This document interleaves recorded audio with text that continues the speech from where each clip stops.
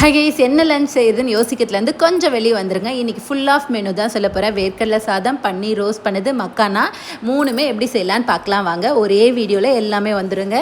இப்போ ஃபஸ்ட்டு வேர்க்கடலை சாதத்துக்கு கடாயில் 1 ஸ்பூன் கடலைப்பருப்பு, 1 ஸ்பூன் உளுத்தம்பருப்பு, 2 காஞ்ச மிளகாய், 1 ஸ்பூன் எள்ளு, 2 டேபிள் ஸ்பூன் அளவுக்கு தேங்காய் எல்லாத்தையும் நல்லா ரோஸ்ட் பண்ணி ஒரு மிக்ஸி ஜாருக்கு மாற்றுருங்க. நான் வேர்க்கடலை வந்து ஆல்ரெடி வறுத்து வச்சுருந்தேன். அதை லைட்டாக சூடு பண்ணி அதையும் மிக்சியில் மாற்றி அரைச்சி எடுத்துக்கிட்டேன். கடாயில் கொஞ்சமாக எண்ணெய் ஊற்றிட்டு கடுகு, உளுத்தம்பருப்பு, கடலைப்பருப்பு, கொஞ்சமாக முந்திரி, வேர்க்கடலை சாதமாக இருந்தாலும் வேர்க்கடலை போட்டால் இன்னும் டேஸ்ட்டு சூப்பராக இருக்கும். கருவேப்பிலை, 2 காஞ்ச மிளகாய், கொஞ்சமாக மஞ்சத்தூள், பெருங்காயத்தூள் போட்டுட்டு அந்த பொடியும் போட்டு நான் 1 கப் ரைஸ் ஆற வச்சு வச்சுருந்தேன். அதையும் போட்டு தேவையான அளவுக்கு சால்ட்டை போட்டு மிக்ஸ் பண்ணி இறக்கிட்டிங்கன்னா சூப்பரான வேர்க்கடலை சாதம் ரெடிங்க. டேஸ்ட்டு செமையாக இருக்கும். இப்போ நம்ம ஸ்நாக்ஸுக்கு மக்கானாவை எப்படி ரோஸ்ட் பண்ணுறதுன்னு பார்க்கலாம். பேனில் ஃபஸ்ட்டு மக்கானாவை ஸ்லோலே நல்லா வறுத்துருங்க, கிறிஸ்பி ஆகிற வரைக்கும்.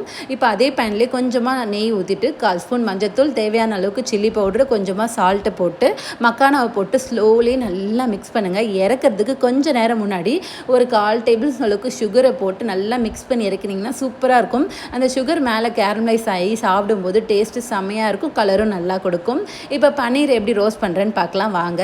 ஒரு பிளேட்டில் சில்லி பவுடர், நெக்ஸ்ட்டு வந்து மஞ்சத்தூள், பெப்பர் பவுடர், ஜீரா பவுடர், கொஞ்சமாக இஞ்சி பூண்டு பேஸ்ட்டு, கொஞ்சம் கடலை மாவு, அதுக்கப்புறம் லெமன் ஜூஸ் இல்லை தயிர் ஏதாச்சும் ஒன்று போட்டு நல்லா மிக்ஸ் பண்ணிவிடுங்க. நான் வீட்டிலே பன்னீர் நேற்றே பண்ணி வச்சுட்டேங்க. இப்போ பெரிய பெரிய பீஸா கட் பண்ணிக்கிட்டேன். ஈவனாக ஷேப் வரல, ஏதோ ஓரளவுக்கு வந்துச்சு.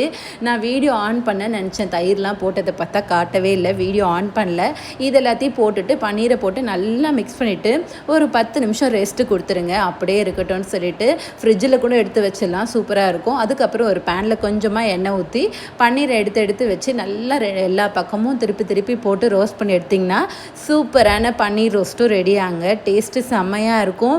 நல்லா ப்ரோட்டீன் ரிச்சாகவும் கிட்ஸுக்கு குத்த மாதிரி இருக்கும், செம்மையாக இருக்கும். கண்டிப்பாக ட்ரை பண்ணி பாருங்கள். இப்போ லஞ்சை பேக் பண்ணிடலாங்க. வேர்க்கடலை சாதம், பன்னீர் ரோஸ்ட்டு, மக்கானா, ஆப்பிள் தாங்க நான் என்னோட பொண்ணுக்கு கொடுத்தேன். நீங்களாம் உங்கள் கிட்ஸுக்கு என்ன லஞ்ச் கொடுத்தீங்கன்னு மறக்காமல் கமெண்ட்டில் சொல்லுங்கள்.